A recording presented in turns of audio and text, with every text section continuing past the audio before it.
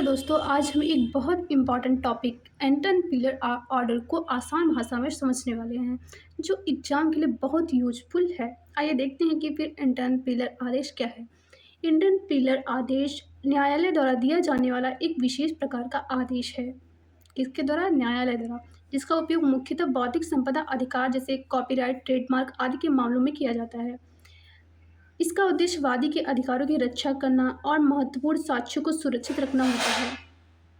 इस आदेश के अंतर्गत वादी इस आदेश के अंतर्गत न्यायालय वादी को यह अनुमति देता है कि वह प्रतिवादी के परिचय यानी कि पेश में जाकर आवश्यक साक्ष्यों जैसे नकली वस्तुएं, दस्तावेज या रिकॉर्डर आदि को खोज कर उसको सुरक्षित कर सके। इसका मुख्य कार्य यह होता है कि प्रतिवादी साक्ष्यों को नष्ट या छुपा ना सके। यानी कि जिसने किसी चीज़ का आविष्कार किया है, यानी कि किसी ने कहानी लिख दी और उस कहानी को किसी दूसरे ने कॉपीराइट कर लिया यानी कॉपी कर लिया, तो उस पर उसने जिसने वह कविता लिखी थी यानी कहानी लिखी थी, उसने उस पर केस कर दिया।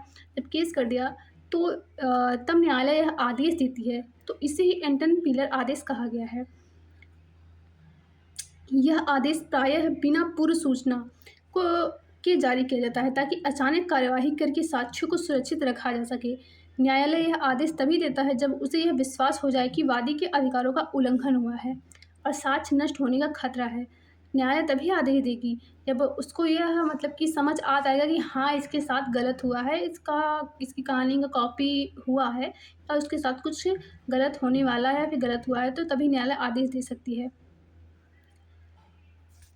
इस प्रकार निष्कर्ष देखते हैं कि इस प्रकार एंटन पिलर आदेश का मुख्य उद्देश्य साक्ष्यों की सुरक्षा करना और न्याय सुनिश्चित करना है। एक लाइन के लिए एक लाइन में जैसे लिख सकते हैं कि एंटन पिलर आदेश क्या है, तो एंटन पिलर आदेश का मुख्य उद्देश्य साक्ष्यों की सुरक्षा करना और न्याय सुनिश्चित करना है। अगर दोस्तों आप लोगों को कोई और वीडियो चाहिए, किसी और सब्जेक्ट का या फिर कोई और टॉपिक का वीडियो चाहिए, तो आप हमको बोलिएगा, हमें कमेंट करिएगा, तो हम आपको वो वीडियो बनाकर यूट्यूब पे अपलोड कर देंगे, तो आप लोग देख सकते हैं। ओके, धन्यवाद।